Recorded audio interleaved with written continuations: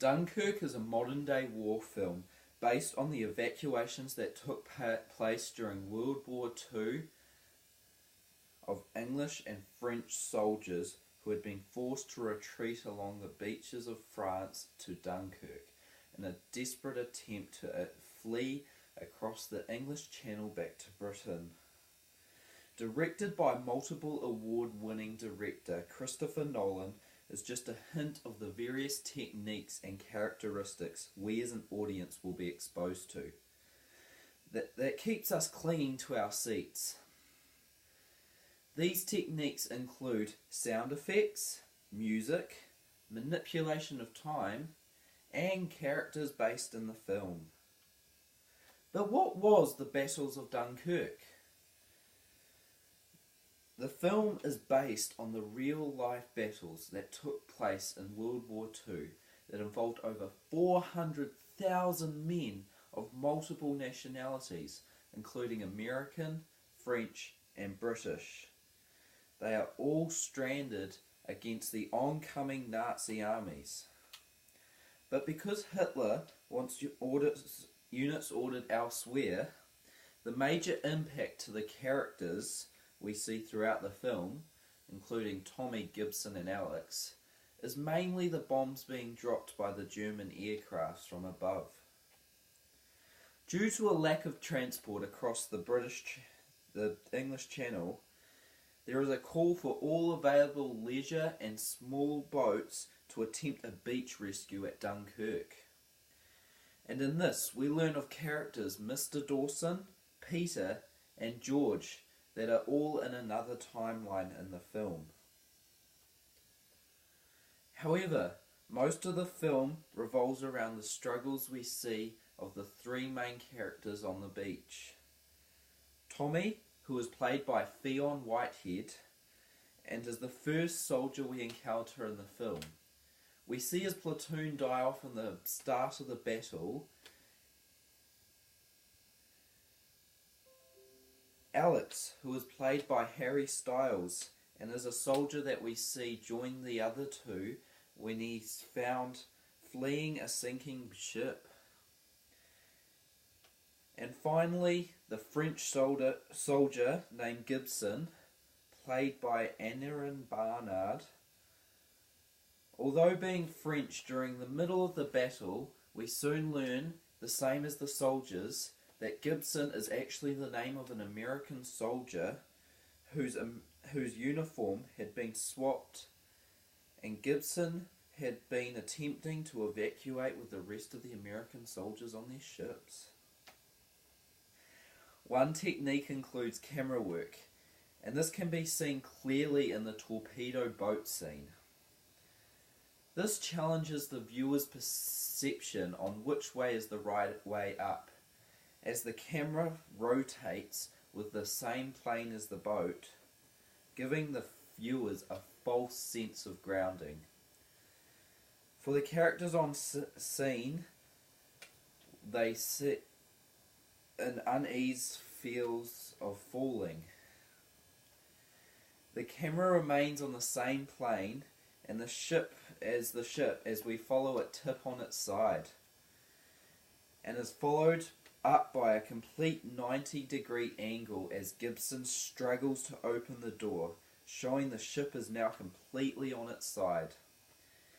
There are multiple challenges Gibson faces as he must scale the sideways sinking ship in order to save the trapped men underneath the deck of the ship.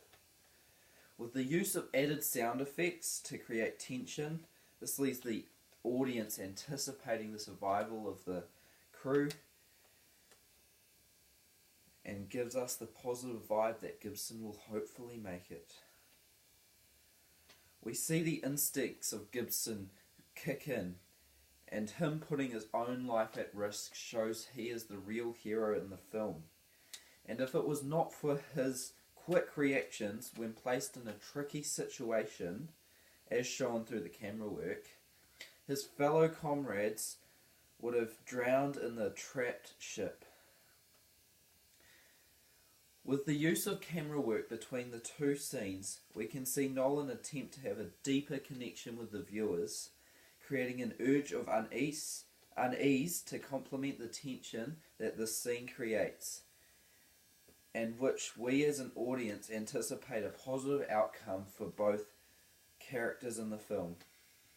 While a deep sense of danger still lingers, Nolan uses this to help deepen the understanding of the challenges faced in humanity when faced with multiple actions that cannot be performed, and shows that even making a movie comes with everything not perfectly occurring at the right moments.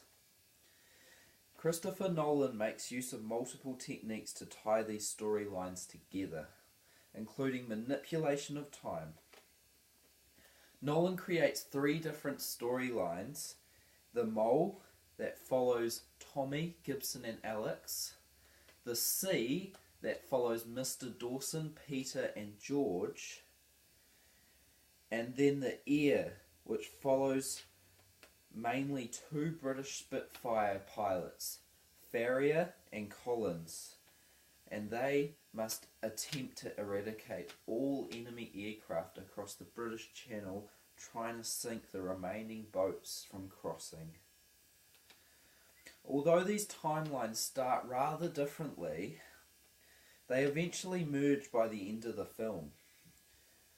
The ships save the soldiers trapped on the Mole, and one of the aircrafts even lands on the beach, merging the Air and the Mole. Sound effects composed by Hans Zimmer is another way Dunkirk won multiple awards from its soundtrack, and makes use of sound illusions like Shepard's tone. These sounds in the film are used and can be heard constantly descending, although they are actually a range of sine waves separated with octaves played over to give this descending tone. The director uses suspense and manipulation of time in order to amplify the impacts of war that have impact on both public and soldiers alike. There are countless times where Mr. Dawson and his son Peter come in danger while heading to Dunkirk, including when they pluck countless soldiers out of the water from a sinking ship, where they are all covered in oil. The danger comes when an enemy aircraft crashes into the oil-ridden water and sets alight the oily water, catching alight many soldiers that are swimming in the sea.